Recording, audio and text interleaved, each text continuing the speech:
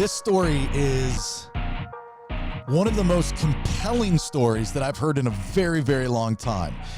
Our guest, Major Tom Schueman, has a book, Always Faithful, a story of the war in Afghanistan, the fall of Kabul, and the unshakable bond between a Marine and an interpreter. Okay, so Major Tom, first and foremost, thank you for your service and thanks for your time. How are you? Hey, how you doing? Thanks for having me. Wow, this story is just absolutely amazing. I mean, there's so many different pieces that we're going to pick apart here, but first and foremost, the overall story is you in Afghanistan and your interpreter, who is an Afghanistan, right? I don't know how to even say that. And you want to get him out afterwards because you guys formed this bond. You guys were like two peas in a pod. Wherever you went, he went, and just became the bestest of buddies, right?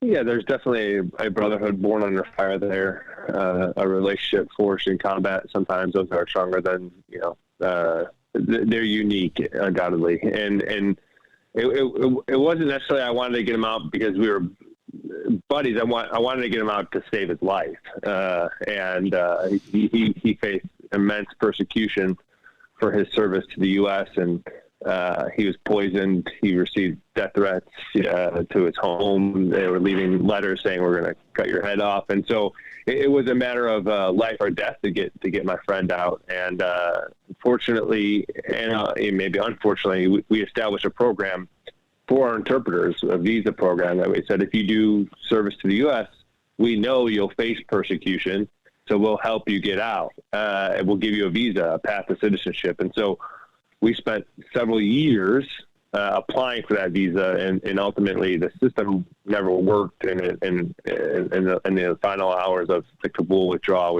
I was able to have a friend pull him and his family through at the airport.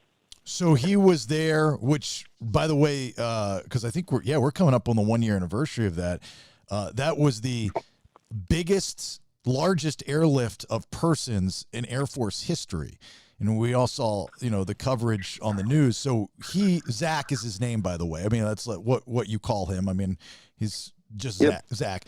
He was there with all those people and was pulled onto the giant planes. Yeah, I mean, he was not only there, but he was there with his 4 small children, 4 kids under the age of 5 and his wife. And so anybody who's a parent who's gone to the airport with a kid, can imagine going to the airport with 4 kids is pretty tough. Now imagine going to the airport with 4 kids and 100,000 people where kids were getting trampled. And then on top of it, it took him 3 attempts to get finally to escape. And on the first 2 attempts, his children saw people shot with machine guns by the Taliban. I mean, that's how desperate the situation was there, is that dads would bring their small kids to airports where children were being trampled and people were being shot with machine guns.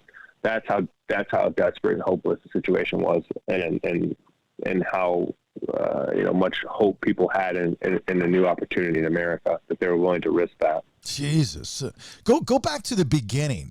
How does one get an interpreter, and then 2, at what point do you fully trust, or if at all, this person? Yeah, it definitely takes a while to build that trust and that rapport, that relationship. We were partnered with Afghan Army soldiers, so we had to be able to speak to them. And then we were in the communities, in the villages every day patrolling. And so to be able to engage with the locals, you had to have someone who spoke the local dialect. And so most interpreters at that time, where I was deployed, was the most dangerous place on earth. It was the most deadly kinetic place on earth. And so most of the interpreters were quitting. So when Zach came in, it was a real godsend that he knew English very well. He knew the local dialect well. But beyond that, he was willing to fight alongside us. And so he not only translated, but he helped to, provide insights into the cultural nuances there, help alleviate cultural blind spots that we may have had. And what really set Zach apart is that he accepted the same risk and danger that the Marines were. And so he sprinted through a minefield. He detained a Taliban commander.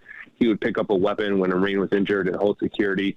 And that's really what transcended him from being just a guy who worked for us to kind of another member of the platoon. He became part of the family. Wow. Is he armed? Do you give him a gun?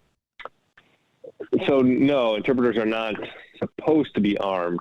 There were times where Zach, we would have so many casualties and still be under fire that Zach would pick up, one of the casualties' rifles and help hold security or provide security during the medevacs and that kind of stuff. But yeah, the interpreters are always at a high risk and accept an immense amount of danger while they're actively patrolling with us, and then subsequently they face persecution because of that service with the U.S. And how many years was Zach your interpreter? I mean, how long is this going on for you? So my first deployment to Afghanistan was 7 months, and so he worked with us over the course of those 7 months. He worked with the U.S. for almost 4 years, and so he went on to work with the Army in his province back in Kunar after us for over 2 years, and so he spent about 4 years of service with the U.S., which the program to issue the visa requires 12 months, and so he exceedingly met the criteria, and despite that, we still could not get him a visa through many attempts, which was very frustrating.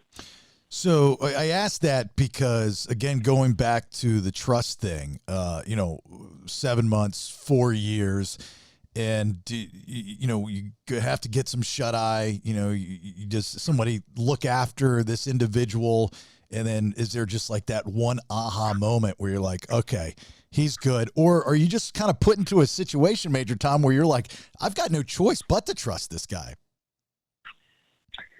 Yeah, there's a difference between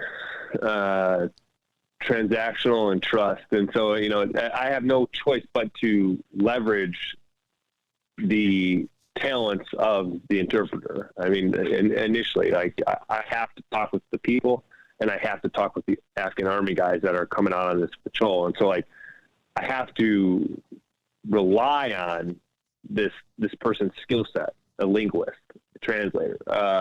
It wasn't until Zach demonstrated that he was willing to spill his own blood and assume the same risks.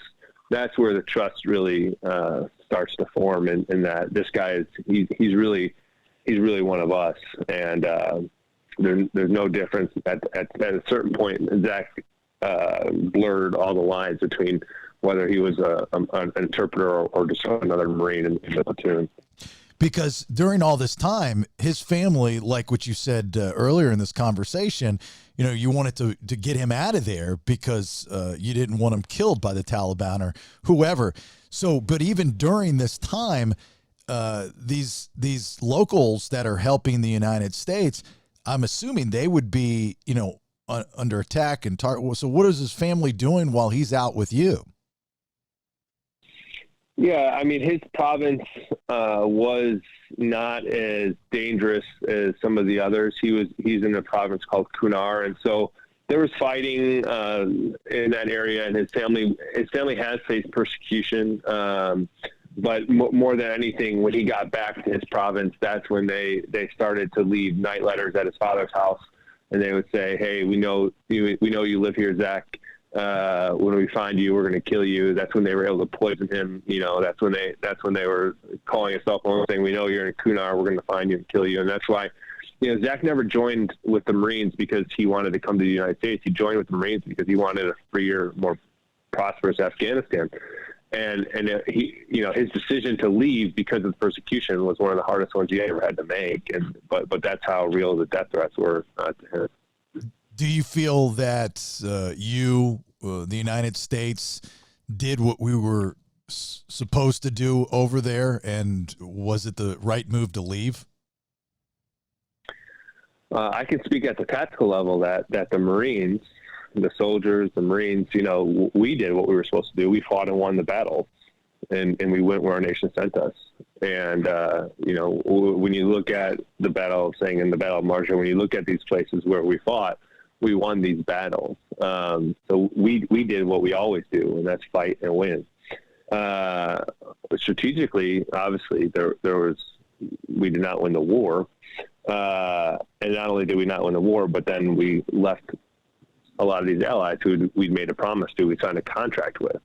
And so I think these bigger questions have to be, there's a public reckoning that has to take place. And that's sort of the American conscience to kind of say, was this the right way to invest thousands of young kids' lives and trillions of dollars? I mean, that's a bigger question for the American public to answer. But we did what we were asked to do, and we executed. Yeah, that's interesting you say that. I don't think anybody looks at it that way, that, you're just like, okay, we want to make sure we get our own back, whether you think that we should have been there, we should have been out, or whatever, that gets into the political thing, which I don't want to go to. But, you talk about the people there that helped us. And then you talk about it's a human thing. It's not a country thing. And we made promises to people like Zach and signed contracts with people like Zach, and we're not upholding those. And we wonder why people kind of hate the United States and the world, right? Because we're going back on our promises to these people, and a lot of them are probably getting killed, executed, right? Many of them have been persecuted and executed, yes. And when you look at wars historically, we've always had to use allies. When you look at the future wars, we're going to need allies. And we've got to be a nation that keeps our promises. We've got to be a nation that has integrity, honor, or people aren't going to want to risk their lives to fight alongside us if we're not a country who keeps its promises. Does this happen historically a lot?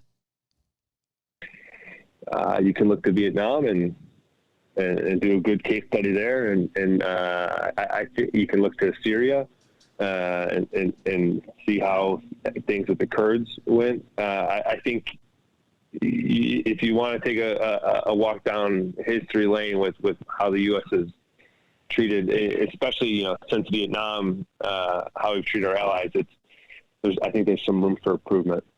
Wow. I have never in my 47 years on this earth ever thought about it like that. It's very, very eye-opening, very interesting, because then you'll get people that'll say, who cares what anyone else thinks? I just care what happens, in the United States. But that's not how you win wars. Like you said, we always have to have allies. Yeah. I mean, if there were to be a fight in the Pacific, you undoubtedly will need friends in the Pacific to help you. And if they were to say, well, look how you treated your last friend, why am I going to, you might find yourself in a little bit of, you'd have to say, no, this time it'll be different, So it puts us in a tough spot for sure. And you're still active duty, correct? That's correct. Yeah. So if things escalate with China, Russia, fill in the blank, you get the call. I'm an infantry Marine. We go and fight. So how do they do that? Do they call you, text you? What do they do? My grandma used to always want to know if I knew what America was about to do, and I said, Grandma, they don't call the lieutenant and say, hey, the president doesn't call the lieutenant. I'm a major now, but they still don't call the major either. American can rest assured that the Marine Corps is ready to fight tonight. We're trained, we're ready to deploy. And so when the order comes down, in 96 hours, we can hit a beach anywhere in the world. And so we're a force in readiness, and we are that 911 force. And so we're ready to fight wherever our nation calls our directives to. I hope we don't have to. I got a bunch of kids I want to come home to, but we're always ready. Yeah, but the communication, that's what I'm asking, is like, how do you get it? Yeah. You guys on WhatsApp or what do you do? Yeah. Look, I'm not, again, I'm not like privy to the highest levels of communication that, a declaration of war or that order that comes down to go to combat, it's going to come from the Pentagon to the senior generals in the Marine Corps, and the senior generals in the Marine Corps are going to look at their forces available. you know, we do have recall rosters, right? And so we have recall rosters for reasons like this, that we can call everybody, text everybody, you know, within an hour and have everybody mustered at the battalion. So it would, at some point, it would come down to texting and phone calls to get everybody there at the parade deck, warmed up, getting their gear, getting their weapons and everything. But those orders come down, you know, all the way from the top. Yeah, that's what I was wondering. I went my first couple years in college in the early 90s. I was at Wingate College, and this girl in North Carolina, this girl that I was friends with, her brother did something in the military that she never knew what he did. But he was always sent, and nobody knew what he was sent for. He was like that kind of guy. And the first Gulf War, before the public knew what was happening, I remember she came to my room at like 1 o'clock in the morning. She was crying her eyes out. I said, "What's wrong?" She's like, "My brother had to leave." I said, "Well, where'd he go?" And she's like, "I don't know. He's just deployed, and we never know where he's going." And then like literally just a day or two afterwards, everything unfolds. He was like the first boots on the ground kind of guy. And I've always wondered, like, what do they just call his house? And his wife answers and says, "Oh, hold on." You know, I just never, and there wasn't texting at that time, so I don't know how they did it. Sure. Yeah. There's a way to get us mobilized and ready, and we are ready for rapid deployment. And it may at the tactical level down here with the battalions, it may come down to some text and calls. But how that originates is orders from, you know, the president to the Pentagon to the troops. Yeah. Do you have a bug out bag, a bag ready to go at all times? Yeah, Marines are expeditionary, and so we're ready to fight tonight. And so we've got our kits packed, and our stuff staged. We're ready to go at any time. Yeah, my crew, who's not on this call right now, my team and my listeners, even on social media, made fun of me because I put together a survival bag. I don't know. I just felt the need to put one together. And I am by no stretch a survivalist, you know, so I just, for some reason, I wanted to put together a tactical vest and a survival bag. And they made fun of me for the things that I put in there. And I thought I did everything right, you know, so I'm sure you have better stuff in yours, and you probably obviously know what you're doing. But I thought everybody should have one, right? Everybody should have one in their closet. Better be prepared and have the tools than to not, you know. Prior planning prevents poor performance, and so it'll be when the balloon does go up and the zombies come, it'll be better to have a bag than to not have a bag. So you know, especially to me as a man, as a father, I'm charged with providing protection and security for my family, and I can't be left out, not prepared, not equipped. And so I'm a prepper. I'm a preparation guy as well. Absolutely. So Zach now is in the United States living, and does he have citizenship yet? His visa is still denied. So we've appealed it. He's on his final appeal. So the saga is continues. We're still fighting, still trying to get him his actual citizenship, because he could face deportation if he doesn't. Okay, so what is he doing while he's here? Is he working? I mean, he can't work, right? Yeah, he has a temporary work permit. So he's in San Antonio. He's hanging drywall 6 days a week, 12 hours a day at a cancer hospital.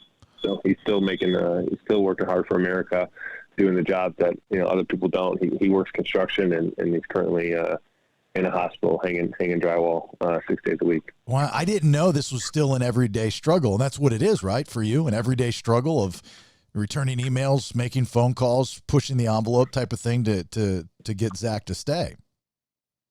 We're still in the fight. Yep. You know what you need to do? You need to reach out to like a Jon Stewart. That guy makes all kinds of noise for the soldiers. If you got his number, let me know. Well, I'm Major Tom. I'm sure that if you go to social media and you ask for, you're going to have a lot more success with that than I will. Now, I'd be more than happy to send out a tweet, but this is something that's very, you know, I didn't expect this going into this conversation. We would talk about your book and obviously your life and some stories, but I never thought that I would, during this conversation, have this, this epiphany, this like what these people that we just kind of turn our backs on. And, the Taliban will just execute them, right? If they go back, they find them. There's no ifs, ands, or buts. They just shoot and kill, correct? Yeah, it's definitely not hypothetical. It's something that is played out in real time, and absolutely, it's not like maybe or speculative. The Taliban will execute them. And Zach is just one of many, right? 87,000 are still in the country. 87,000 people that helped us are still where? In Afghanistan. In Afghanistan, that we promised that we would get out, bring to the United States for their contribution to the United States, and we left them there. That's correct. Wow. Let that sink in. And that's 87,000. So then maybe what? Do you get into the argument of, the immigration stuff and, well, we don't want them here and who knows what they'll do if they come over? Is that part of this conversation as well?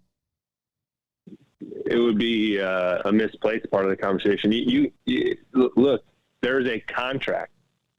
There's a contract that the United States signed with these people that said, if you serve 12 months with the U.S., we will provide you a pathway to citizenship.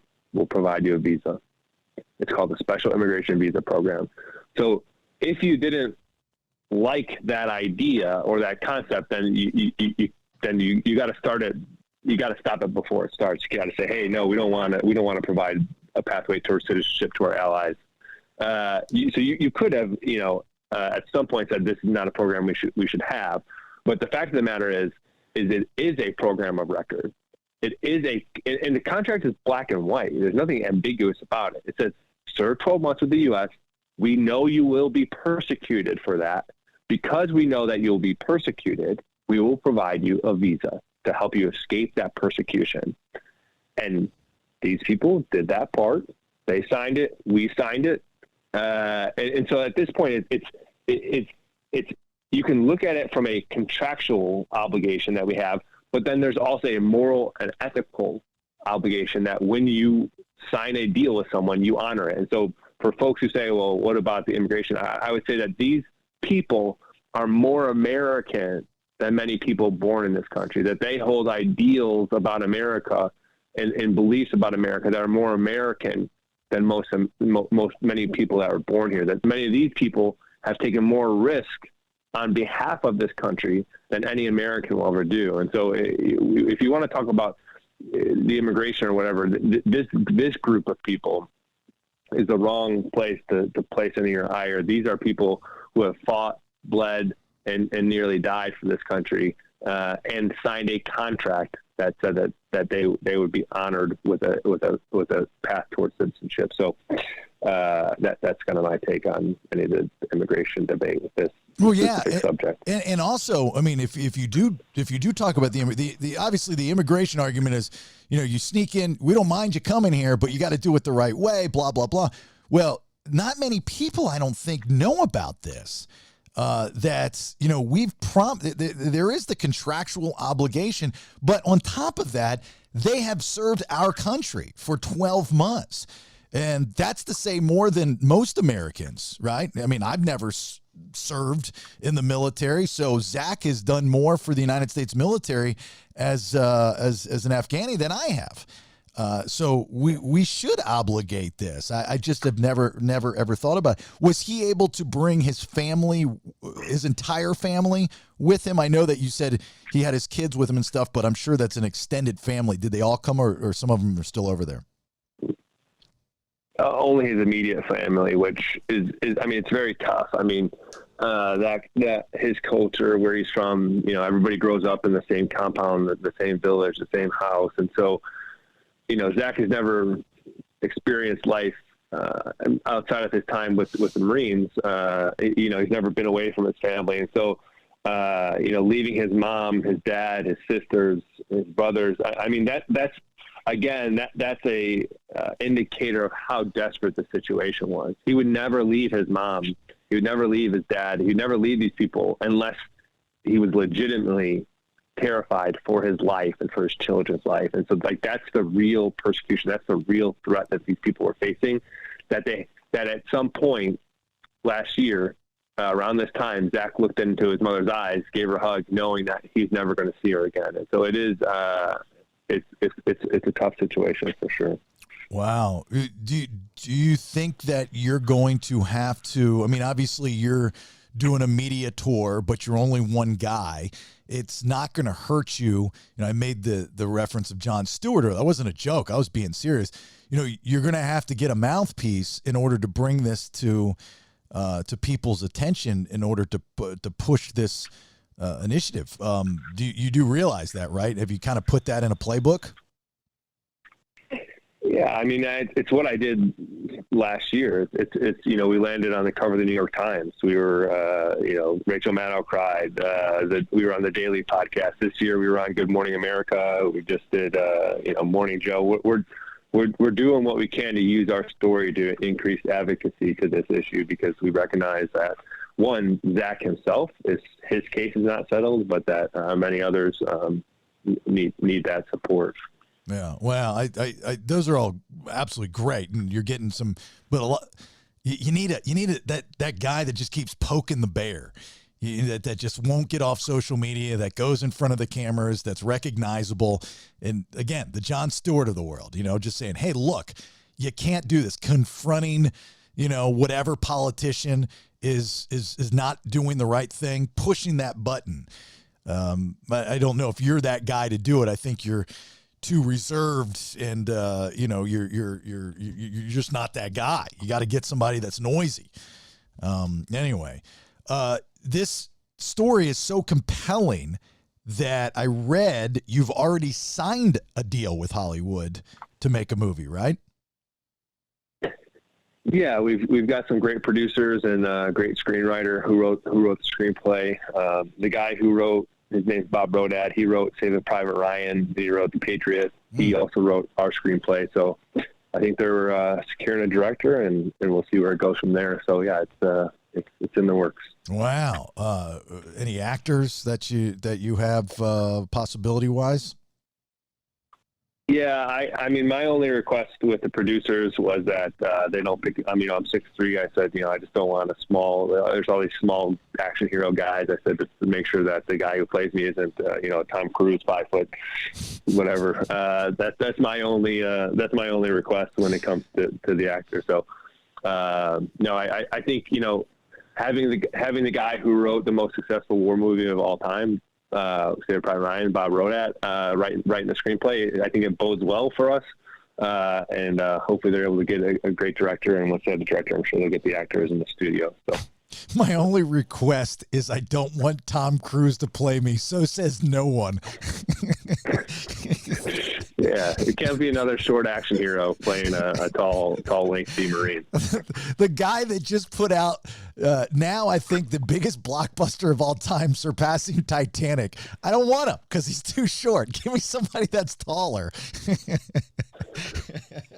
Yeah, you gotta get a good tall guy from Love in Hollywood.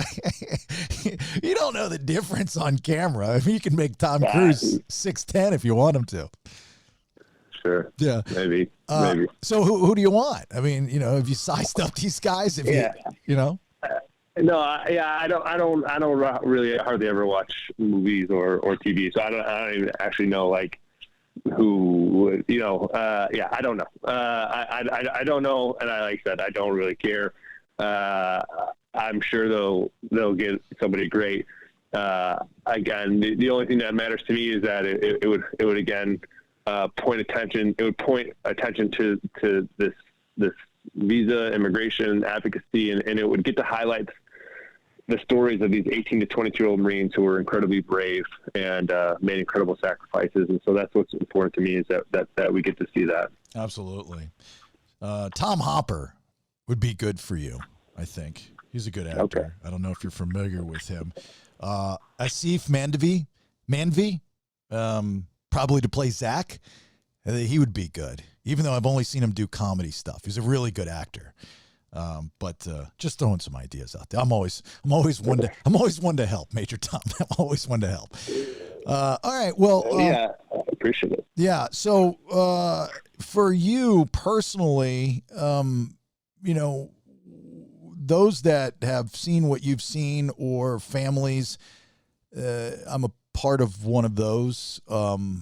It's tough. You know, my wife's husband, the father of, well, our daughter, I'm a stepdad, you know, he died in Afghanistan. And, you know, it doesn't stop. The pain never stops, even though she was a baby.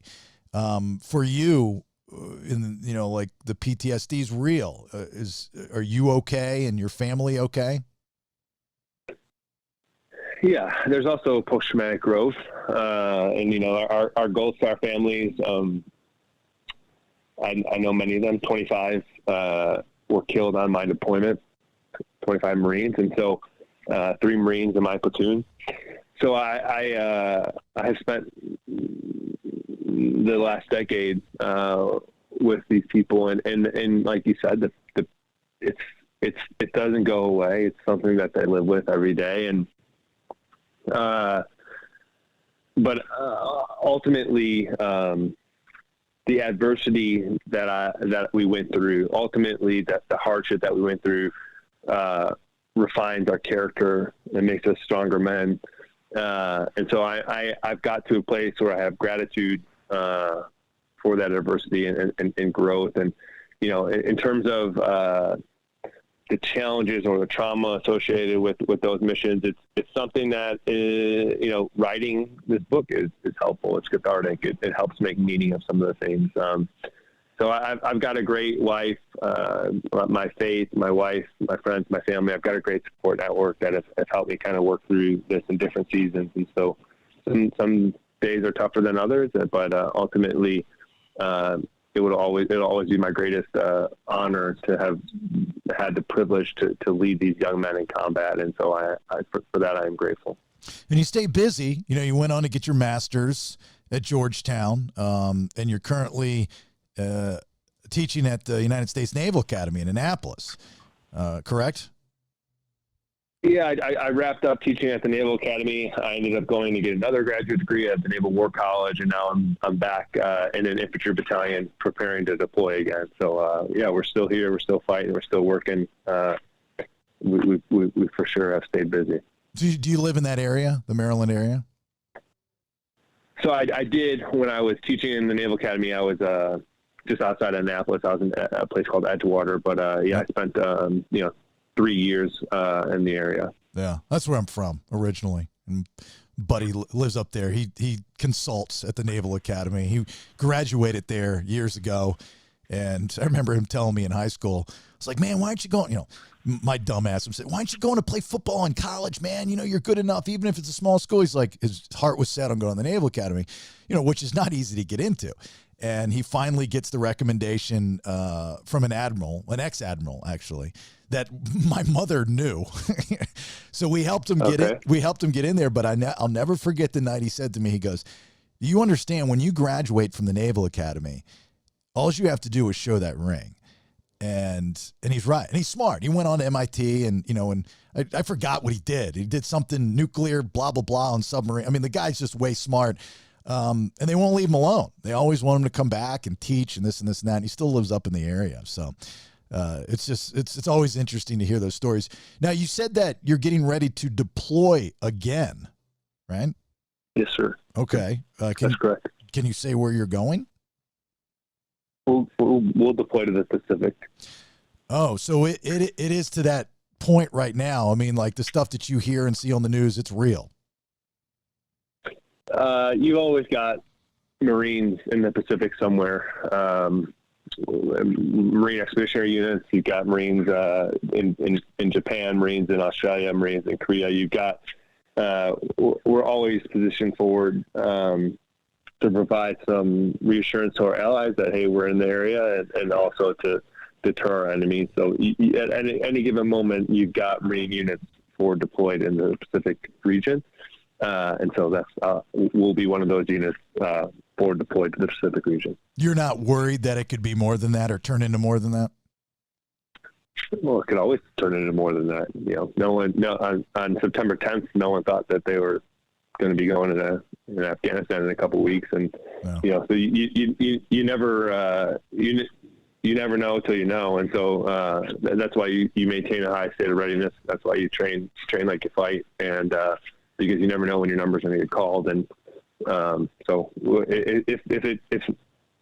I'm a big peace advocate. As a guy who has had to pick up the body parts of young men and write letters to their mom, I'm a big peace advocate. As a guy who now has 3 children under 3, I hope I don't have to ever fight again, and I get to see my kids grow up. And so, but ultimately, I'm in the profession of arms, and so if need be, I'll go do violent things where my nation asks me to do. But hopefully, that won't be required. But yeah, we'll be ready. The Marine Corps is, like I said, a force in readiness, and we stay ready.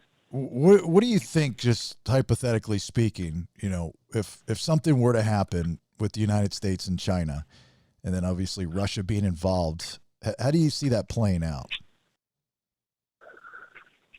Yeah, I would point you towards the National Defense Strategy. There's an unclassified version of the National Defense Strategy that you can read. It's very China Pacific. I would point you towards some of the documents that the Marine Corps has published that are available for the public. They're unclassified, called like a stand-in force or Force Design 2030. There's all kind of people who are much smarter than me who have shaped the what they expect, how this battle or this war will play out. And so again, I'm an operations officer at an infantry battalion. I know how we'll fight, but I don't want to make any speculation. And there's plenty of places with people who are actually shaping what that Pacific campaign would look like. And there's some insights that you can glean from other sources that are more informed than I am. It scares the hell out of me. I mean, just terrifying. I mean, you read that this is the apocalypse. I mean, when you take the big 3 and everybody's got a button, you just, and there's some crazies involved, right? It just scares the living daylights out of me. So I don't know. Anyway, Always Faithful is the name of the book. Story of the war in Afghanistan, the fall of Kabul. I keep saying Kabul, and the unshakable bond between a Marine and an interpreter. Major Tom Schueman and Zach is what the story is about. Fascinating, compelling, educational. Thank you for that. Again, thank you for your service. You're a Purple Heart recipient. And, other than that, just please come back to us after your deployment, and hopefully nothing escalates and we can move on with a peaceful world and life at some point, hopefully for our kids, right? Yes, sir. Yes. All right. Thank you, Major Tom. Thanks for having me. Thank you so much, sir.